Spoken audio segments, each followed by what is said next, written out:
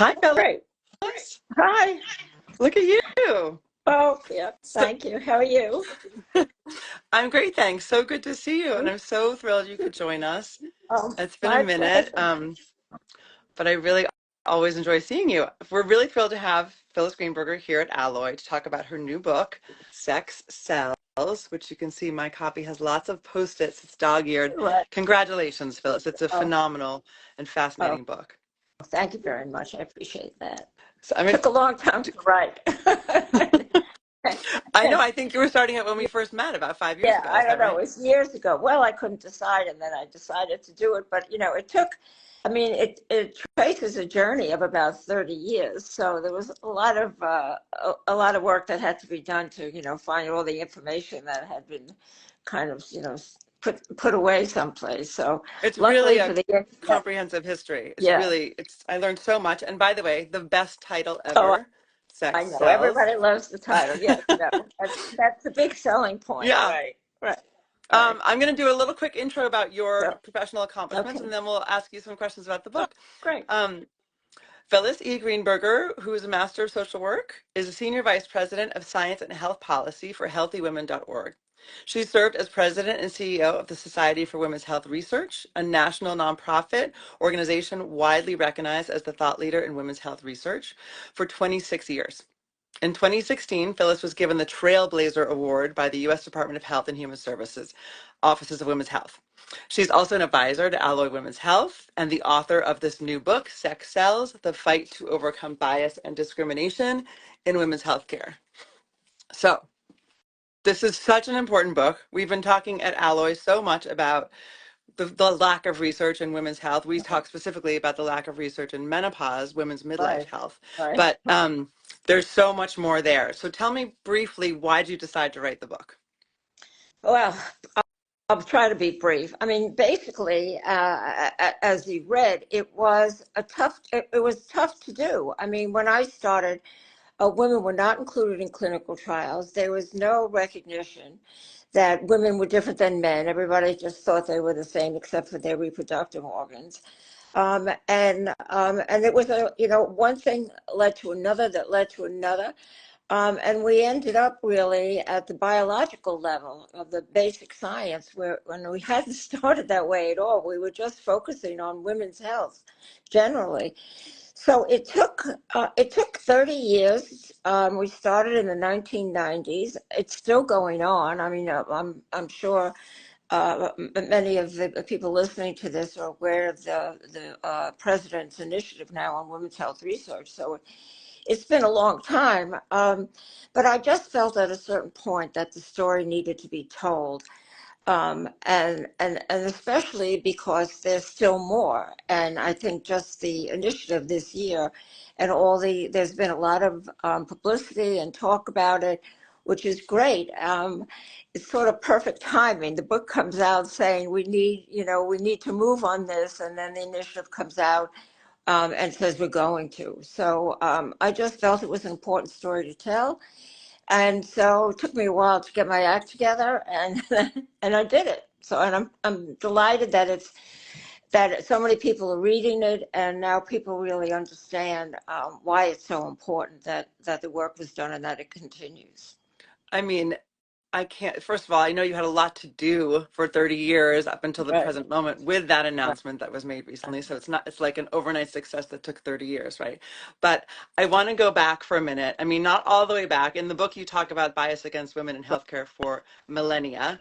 You quote Aristotle saying that women's genitalia is men's turned outside in. And then, of course, Right. for decades, if not millennia, this diagnosis of hysteria, which just means uterus, Right. was really for every woman's ailment. It was just, oh, she's hysterical, up to Right. very recently. Right. But if you fast forward, as I learned in your book, even to the 1990s, I was really still struck by all the examples of bias that you came across while building the Society for Women's Health Research and getting women into clinical trials. I mean, just to quote one person who I know became a great partner and champion of yours and of the Society for Women's Health Research and for the study, the research, but Andrew Pope, a PhD, Right. Director Right. of Health Science Policy at the Institute of Medicine, who really was instrumental in helping you get going. But in Yes. 1992, he says, Phyllis approached me with this new idea, and I didn't know what to make of her. The concept of sex as a determinant of health was an interesting idea. I don't know that I was totally sold on the whole idea, but it was new, so I went for it, and I said I would talk to the NIH. And that Right. just strikes me as like, why is this such a difficult concept, Phyllis? Right. Why No. do they really still think of us as small men? Well, apparently, he was really very instrumental because, as the book said, I had to raise money for the commission, which I didn't know about either. And I was only able to raise a certain amount, and a majority of it had to come from government sources. And so he helped me raise the money, but he raised the money he had to go to the basic science organizations because that's another story. Only some of the NIH institutes contributed, most did not. So when he went to the basic science academies and institutions, they said, well, we'll give money, but only if you go to the basic science. And that really hadn't even occurred to us. We were just looking at women's health. We were looking at women's trials, medications, and devices, which is still an issue, obviously. So that Andy was really instrumental. It was sort of,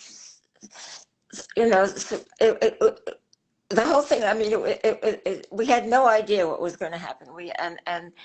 And then of course the commission's paper that came out, I think it was 6 years later, Biological Contributions to Human Health, Does Sex Matter? And of course it does. And they gave all these lists of all the things that need to be taken into consideration when research is done. So it was sort of like one thing led to another, led to another. We didn't start out that way. And so, I mean, it was exciting and it was interesting. And there were a lot of people, my staff was terrific, and a lot of scientists that I worked with and have contributed to the book and are still doing work. And another sort of something I take credit for and is exciting, and someone said this at a meeting we had, is that most nonprofit organizations don't start scientific organizations. But we did. We started the Organization for the Study of Sex Differences, which is now international. Their annual meeting this year is in Norway. And we also started the Biology of Sex Differences, a journal. Both of them are independent now, but for the first few years, the society financed both of them. So that was, when I look back at it, I think it was like, boy, that was a smart idea, right? Well, also, When when you you say like just, one thing led to another, but really, right, right, you really pushed these things through. They were not just, yeah, these were not happy accidents, really. This is right, a right. lot of hard No, work I and a pushed lot it of through it. tenacity. Yes, yes. Um, so Phyllis, can you kind of like lay it out for us, the sort of process of what happened, I think in 1977, that women were excluded from clinical trials, and then how we got reintroduced into the idea of clinical trials in 1993, even though there's still more work to do and we're still not in that Well, many. and this is kind of is really interesting because there were three instances where women were harmed by medications that were prescribed only for women. It was the Delcon Shield, which was for contraception, DES, and thalidomide. Thalidomide was never approved by the FDA because by the time it was ready for approval, it had already shown, because it had been used in Europe, and although a lot of American women had gone over to Europe to use it, it had already shown some issues. A lot of babies were being born deformed. Um, but what was interesting about it, so there were three. So these was one was a device, and the other two were medications. None of them were tested on women, but they were all for women, and they turned out harming women. And because of that, the FDA, and I can't think of the name of maybe you remember the name of the law, but it basically said that women could not be in clinical trials. So here we had an example of where there were no clinical trials. Turned out that it was detrimental to women, and because of that, they said that women couldn't be in clinical trials. You would think it would have been the other way around. So Yeah. maybe we should have women in clinical trials if they're going to be taking medications to see if it's okay with them. So that was. It starts with a C. That legislation. I don't know. I can't remember. Um, and then nothing happened until the society was established as a volunteer organization in the 90s. In 1990, we introduced a bill, we worked with Congress to introduce a bill to have women in clinical trials at the NIH. It passed actually by both houses, but then was vetoed by the then President Bush, the first President Bush, because it had fetal tissue research in it, which of course is now another issue still. Mm-hmm. So it was vetoed, and then I got involved with Bill Clinton's campaign, and I got friendly with Hillary, and she was going around the country talking about Bill and what he would do, if he became president. She was talking to, groups of women, and I was asked to hold an event for her, which I did with another woman, and it was free, and we just invited, all the women we could think of. And she gave a talk, and then at the end of it, I went over to her and I said, if you're going to be going around the country talking to women, you might want to talk about women's health. And I can't remember exactly what she said, but she obviously was interested. I got into the office the next day and they told me that Hillary called, which was interesting. And then I started working with her staff. And then I did women's health for the Clinton campaign. I also did mental health because I was at the American Psychiatric Association at the time. And I also knew Tipper because she was very involved in mental health issues. And then they started, talking about mental health. I was the first breast cancer walk in Washington. And then at the inaugural dinner for President Clinton, Hillary came over to me or in his acceptance speech, he mentioned women's health. And then Hillary came over to me and said that was because of you. So that was very exciting. So then we reintroduced the bill in 1993. So it was the Revitalization Act of 1993. Basically, it was the same as 1990, asking for the same things, but this time, of course, it passed both houses. And I must say, the Republican House is very different, obviously, than what it is now. I mean, it was passed, and Clinton signed it. I actually have a picture of me with him signing it, and a few other women. So that's why it took so long, because of the catastrophic side effects of those initial drugs for women. They decided not to test on women, which they never had before anyway. And then when we started getting, and it says in the book actually, and I didn't even realize this, and I worked at the APA, that it wasn't until 1980 that the APA took the word hysteria off, as a, in the statistical, in their statistical manual. Anyway, so that's what, one thing led to another. So we were able to pass 93 with, because President Clinton signed the bill, although it wasn't the offices of women's health. We established the offices of women's health, 7 of them, because they had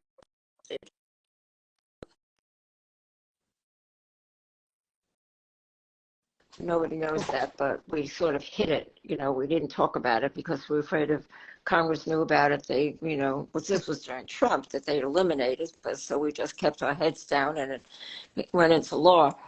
But what happened was, and it's still happening to some extent, there was a in the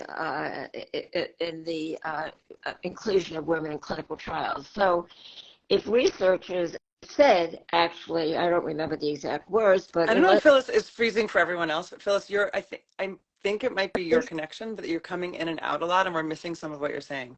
I don't know if that's gonna. You are also, I don't know what to do. I can't. Me neither. We'll just keep talking. Can you hear me? Yes, I can hear you, and definitely your points are getting across. Oh, I hope it's not my Wi-Fi connection. well, But anyway, yours was a little breaking up, but I can still hear you. yeah, me too. Okay, Um, we'll keep going. We'll find. anyway, We'll plow through. so the one of the problems is that there was a loophole in the NIH regulations. It basically said that women had to be included unless there was justification not to.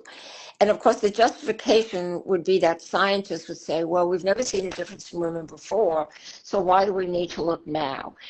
And then, of course, and then there were more stipulations as well that made it more difficult.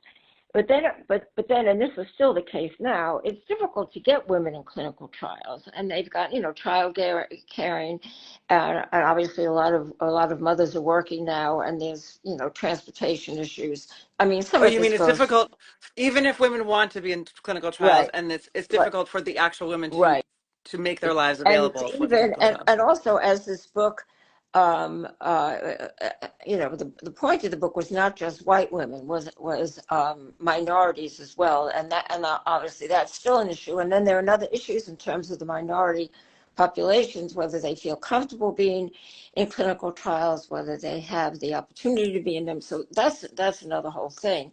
um, so there's what we're finding is that there's still not the requisite number of women or minorities in the trials.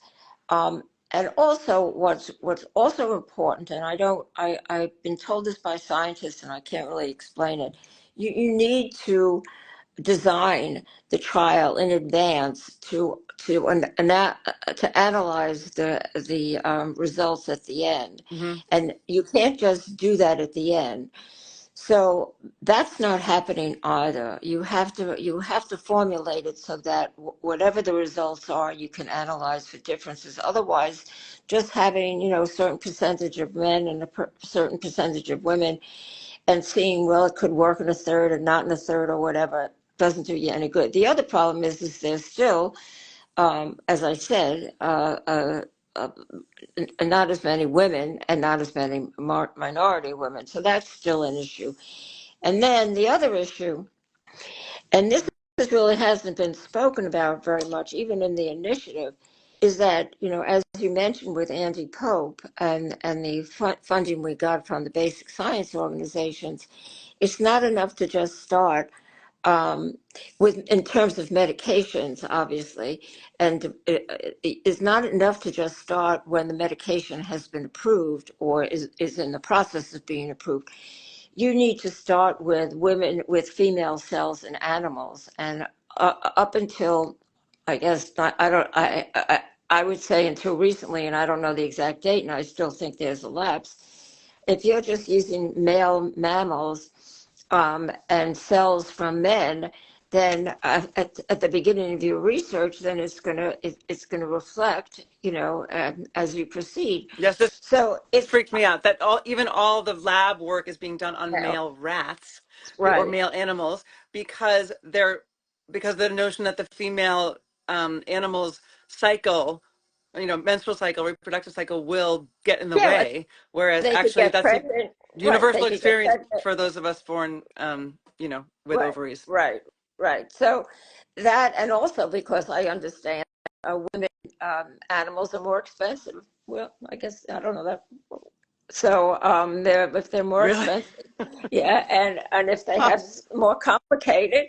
So that was the, and I don't know this. I mean, there may be books written about this. I really don't know. All I know is that I'm still in contact with a lot of scientists, and even, I mean, just even though I started the book a while ago, you can see the statements from the scientists still acknowledging their frustration and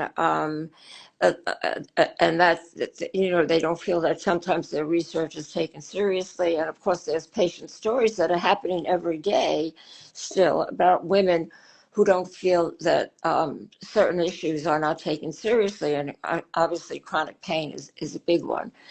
But I mean, I Yeah, was that's responsible, another. I mean, right. I mean, and cardiovascular issues in the book. It still amuses me. I had to convince the American Heart Association that women had heart attacks or heart disease, and it was just I read all that. about men.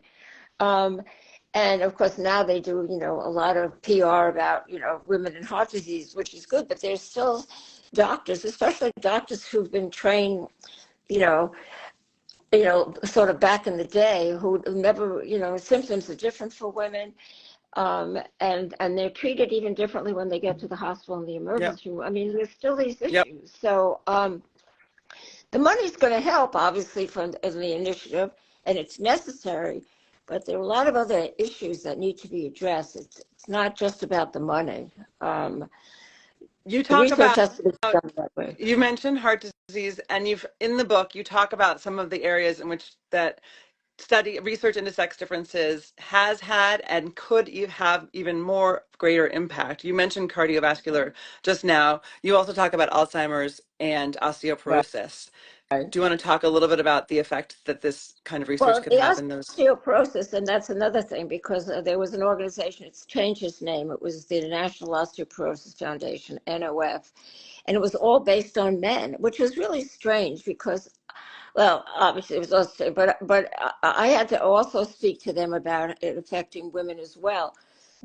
Basically, first of all, they weren't focusing on women and bone health, but one of the other things that was interesting, and I talk about this in the book, in terms of devices and diagnostics, that I was on a device board with the organization of device and diagnostic companies, and they were making hips and knees based on the male anatomy. I mean, really, how stupid is that? But so that was the osteoporosis. The other one um, that was really important. I forget which one you mentioned, but neurology was really important. Hmm.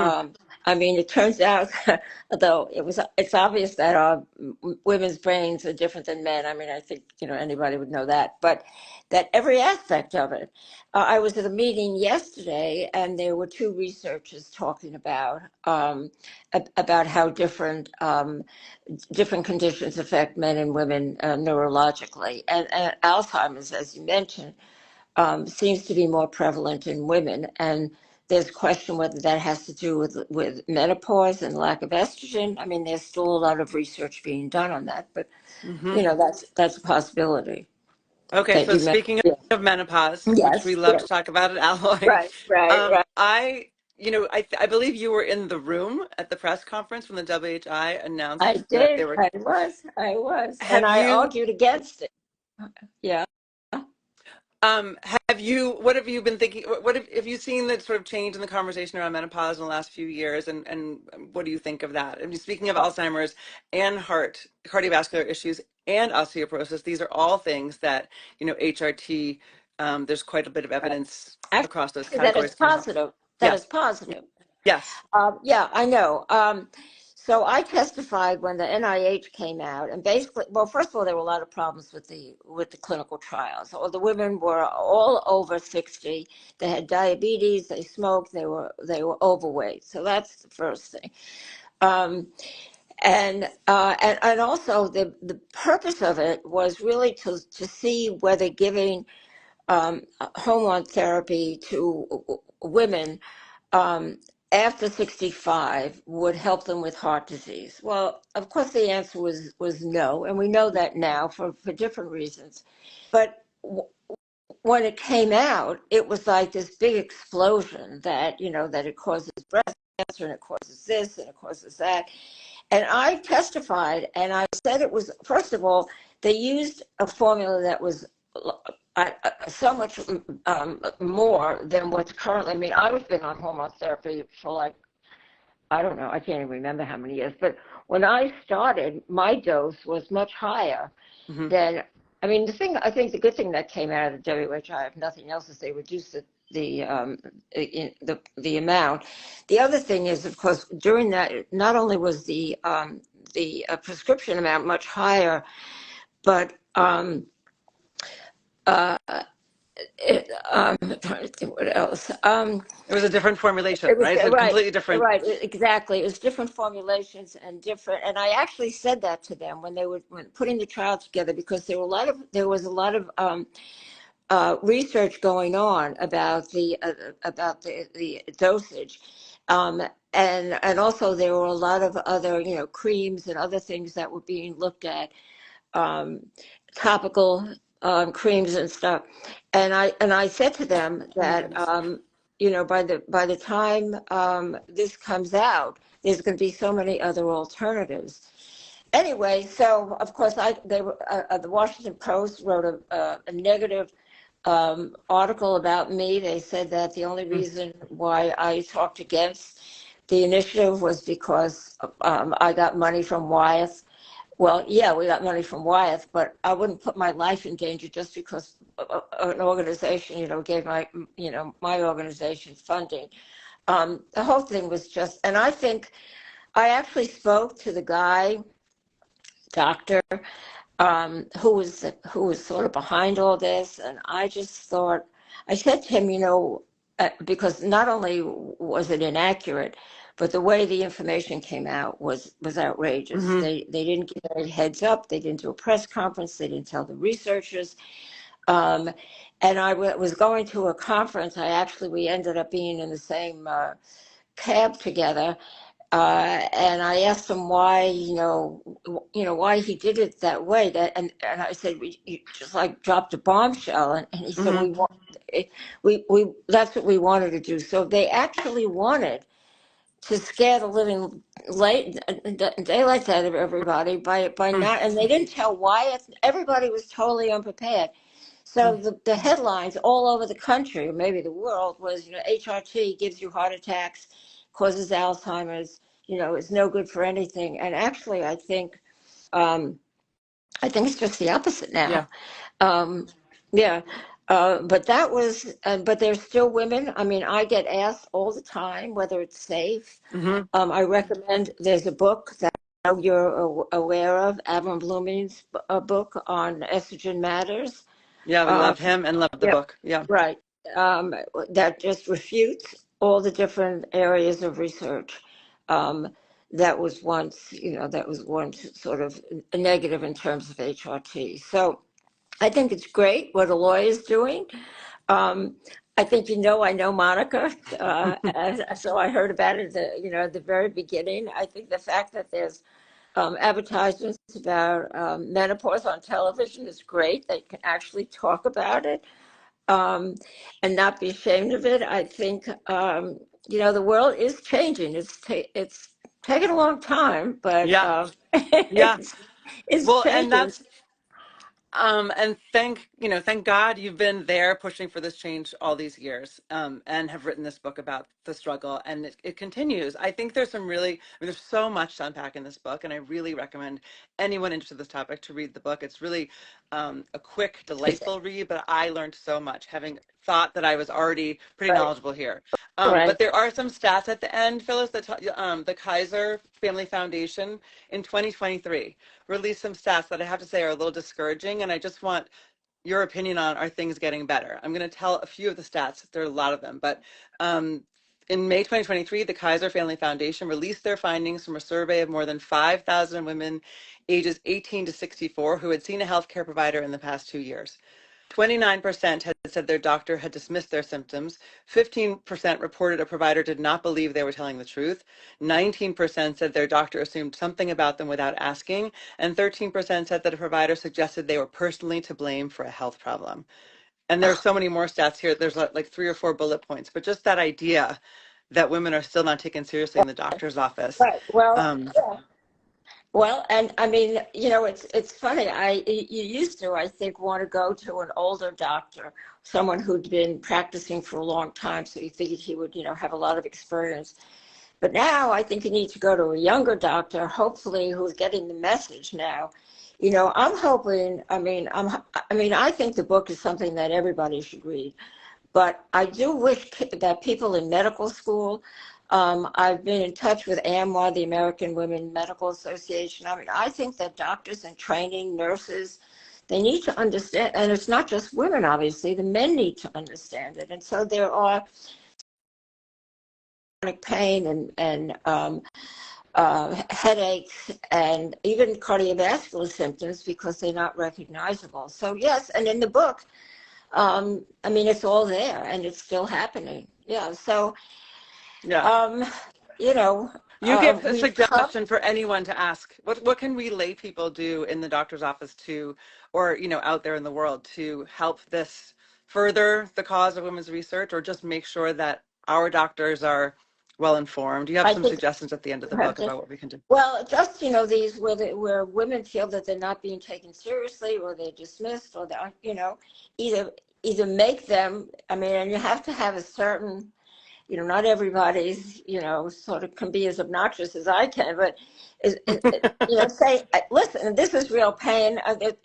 Don't, and if you can't handle it, you can be a doctor that can go to a pain doctor. If your regular, OBGYN or primary care isn't paying attention to your symptoms, then, see if you can find a specialist, see if you can find a woman specialist. I mean, one of the things, the only thing you can do is really speak up and not take no for an answer, and change doctors if you have to.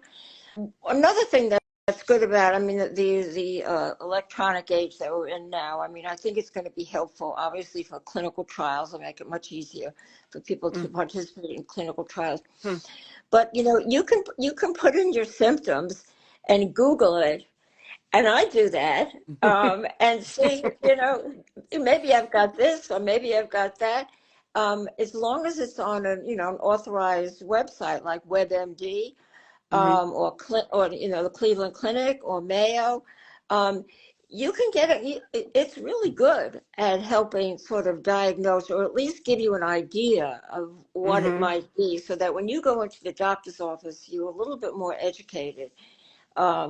And can ask some of the right questions. And I think that's all you can do at this point. Yep. And there is still a lot of misinformation out there. And especially, we are devoted to getting the right Right, information out there about menopause at Alloy. right, So myalloy.com is a great place to go for that right, information right. as well. So you're not just going to Dr. Google.